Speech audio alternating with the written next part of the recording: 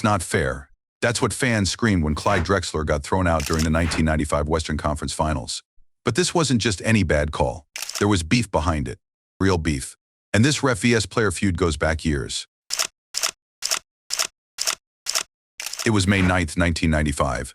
The Houston Rockets were playing the Phoenix Suns in Game 1 of the Western Conference Semifinals. The Rockets had just traded for Clyde Drexler a few months earlier. They hoped he could help them win another championship. Things started badly for Houston. Their star center Hakeem Olajuwon got into foul trouble early. Their key forward Carl Herrera was already hurt and couldn't play. Then came the moment nobody saw coming. With 10 minutes and 12 seconds left in the second quarter, something strange happened. There was a play where Phoenix guard Dan Majorel fouled Drexler. But then the ref called a clear path foul against Drexler instead. Drexler didn't like the call. He started arguing with referee Jake O'Donnell. O'Donnell quickly gave him a technical foul. But Drexler didn't stop. He kept arguing and moved toward O'Donnell. The ref immediately gave him a second technical foul. Just like that, Drexler was ejected from this huge playoff game. The fans were shocked. The TV announcers couldn't believe it. Getting kicked out so early in such an important game? Something didn't seem right. The truth was, this wasn't just about one bad call. There was history between Drexler and O'Donnell. Bad history. During the 1992-93 season, when Drexler played for Portland, he allegedly threatened O'Donnell. Reports say Drexler told him, "If you say anything, I'll knock the bleep out of you." The NBA fined Drexler $10,000 for this. Drexler even had to write O'Donnell a personal apology letter. But the bad blood didn't end there.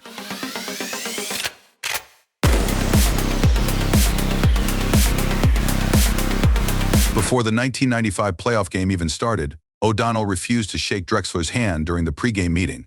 This was caught on video. O'Donnell later admitted he hadn't shaken Drexler's hand since that incident years earlier. At first, O'Donnell denied having a personal problem with Drexler. He simply said, "I just don't take any crap from anyone," and he couldn't handle that. But later, after he retired, O'Donnell told the real story. He admitted, "I wouldn't give Clyde Drexler much leeway because of the way he reacted with me all the time. I thought at times he would give cheap shots to people and I just would not allow it." This confession made it clear. The quick ejection wasn't just about what happened that day. It was the final chapter of a years-long feud. The Houston Rockets were furious. They sent video to the NBA showing O'Donnell refusing to shake Drexler's hand before the game. Even the wife of Houston's mayor called NBA Commissioner David Stern to complain. The NBA responded in a quiet but significant way. First, they canceled the standard $1,000 fine that players usually get when ejected. Then, they did something even bigger. They took O'Donnell off the schedule for the rest of the playoffs. This was huge. O'Donnell had worked in 23 straight NBA finals, but not anymore. The NBA never officially suspended him, but the message was clear. They knew something wasn't right about that ejection. O'Donnell retired just a few months later in December 1995. While he claimed the ejection didn't force his retirement, he did say he lost respect for NBA Vice President Rod Thorne over how the situation was handled. The damage to the Rockets in Game 1 was severe. Without Drexler, they lost badly, 1-3-0-1-0-8. Then they lost Game 2 as well. Later, they fell behind 3-1 in the series. Most teams would have given up, but not the Rockets. Something amazing happened. The Rockets started winning. First Game 5 in Phoenix. Then Game 6 at home. This set up Game 7 in Phoenix. The winner would move on, the loser would go home. Drexler played like a man with something to prove. He scored 29 points in Game 7, with 19 coming in the second half when it mattered most. The game came down to the final seconds. With the Rockets up by 1 point, Mario Elie hit a three-pointer from the corner. He blew a kiss to the Suns bench. Fans still call this the kiss of death shot.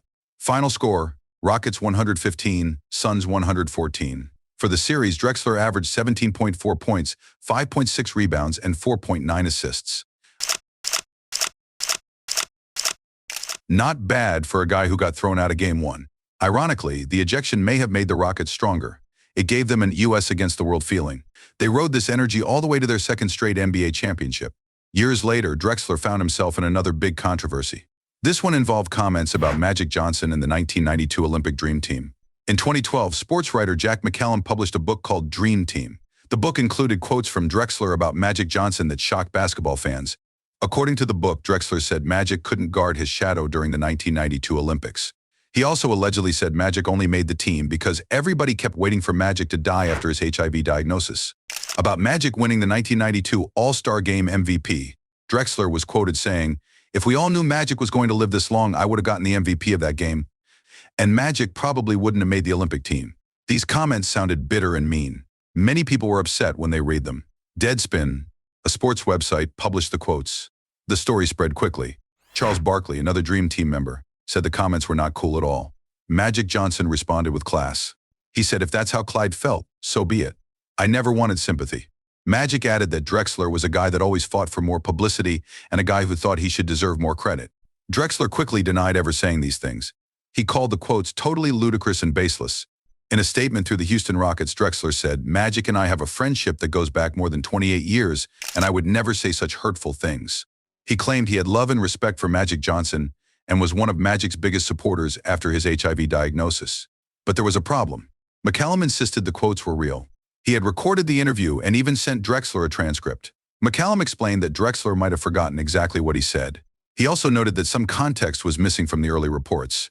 McCallum pointed out that when Magic returned to the NBA in 1996, Drexler publicly supported him.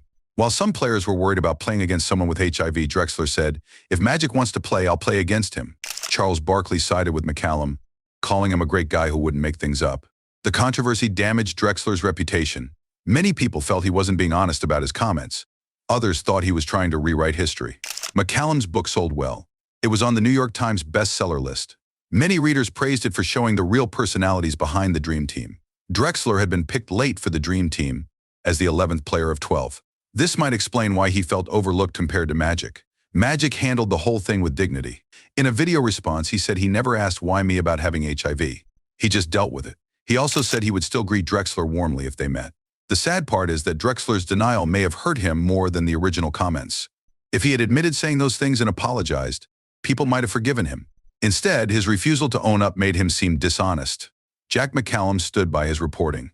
He had decades of experience covering the NBA. He was even inducted into the Basketball Hall of Fame as a writer. People trusted his word. Both controversies showed different sides of Clyde Drexler.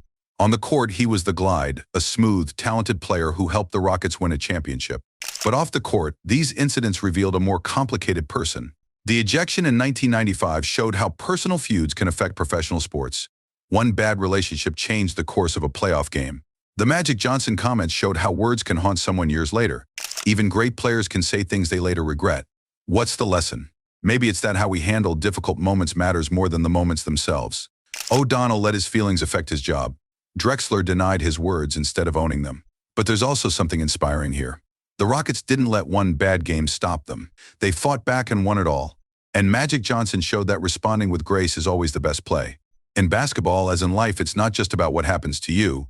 It's about how you respond. Two controversies. Two moments that changed how people saw Clyde Drexler. One on the court, one off it. Both show how quickly things can change in basketball and in life.